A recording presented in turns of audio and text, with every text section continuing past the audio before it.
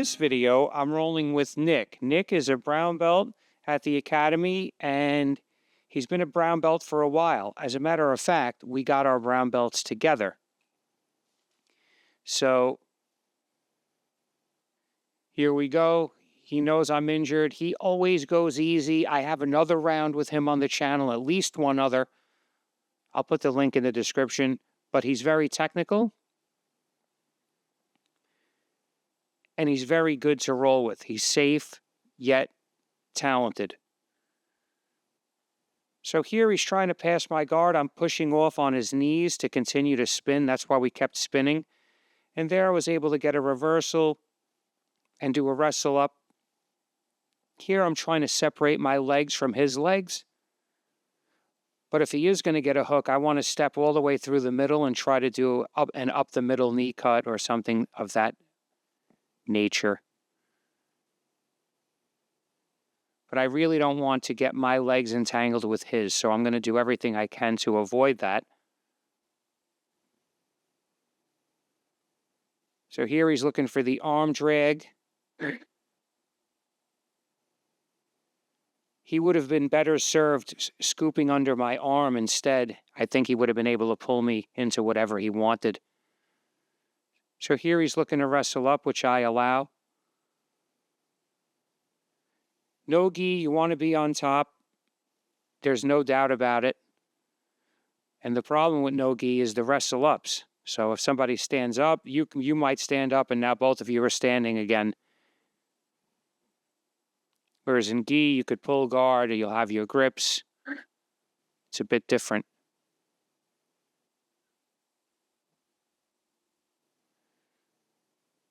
So here he's toggling in between two different angles and to look for a weakness in my De La Hiva. Now he's squared up and I have a butterfly hook. So he knew that and he stood up because butterfly guard isn't effective on a standing opponent.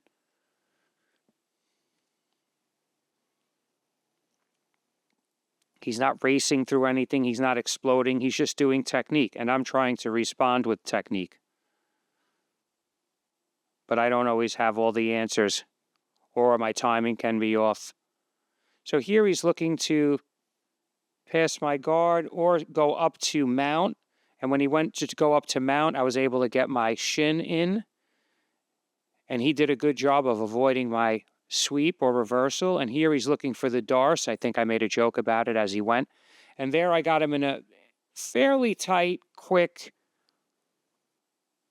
no-arm triangle from the bottom of north-south. And now he's in like a butterfly. He's not really in mount. He's in side control, or that's where he wants to be now.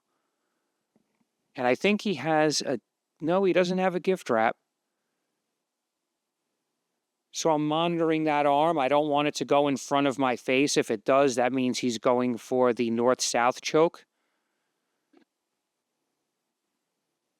One of my strengths in jiu-jitsu is my defense. Just as an honest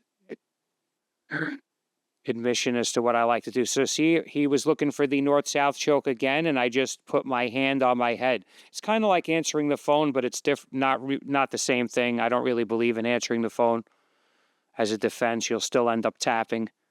But that defense is good for the north-south. So here I'm trying to make space. He stepped over into mount. Now what's funny from here is that my defenses are still the same, whether he's in mount, S mount, side control.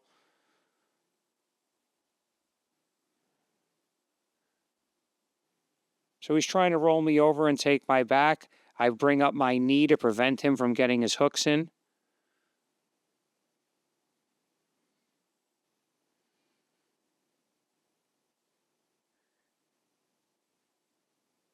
Now he's in a good back position. And he's trying to isolate my arm there. Now, if anybody's seen the video recently of me and my professor, Mike Codella, he submits me with that position. Because if you could get the arm up above the head, you could pull on the elbow and it acts as an Americana. It's a shoulder attack. So I stopped the roll to tell him that in a bad position. And I know people are going to make fun of me, but I just felt like it was something I thought he should know from there, because if he knew it, he would have finished me instead of getting into this, inability to finish. So here I'm trying to really just slither out the bottom, but he's looking for a triangle there. So I identify that, slip my arm out, and almost past his guard. See, I stepped that leg out to free it from that hook. Here he's pulling on my head. Many times you want to try to get to your knees if you can. If you're on your side or you're confused or you're getting your guard passed, just get to your knees. That was a good butterfly sweep there. Nick is very talented, very high-level brown belt, in my opinion, based on my experience.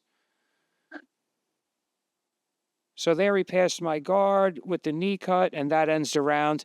In all honesty, I'm just happy that I didn't re-injure my knee. The Anaconda knee brace works very well. I recommend it for everyone, and I am not sponsored by them. I don't have any reason to say it outside of just truth. And so if you like that American Jiu-Jitsu rash guard, I have the link in the description with the shorts. You could buy it separately, alone. I also have a couple of rash guards on there if you want to pick them up. And or you could just buy me a coffee. Anyway, it helps support the channel, and it continues to motivate me to make these videos. So thank you for watching. So here he's just explaining how he doesn't like to shoot in on people anymore, because if they sprawl or he's pushing off, he feels like he could get an injury, whether it be back or knee. And I totally agree. I mean, even if you look at young wrestlers, they already have their knees taped up many times, and it's a rough sport. That's why I prefer to pull guard. I know that'll draw some angst from some of you, but it's safe for me and my old bones. Thank you for watching. Please like, share, and if you haven't already, subscribe.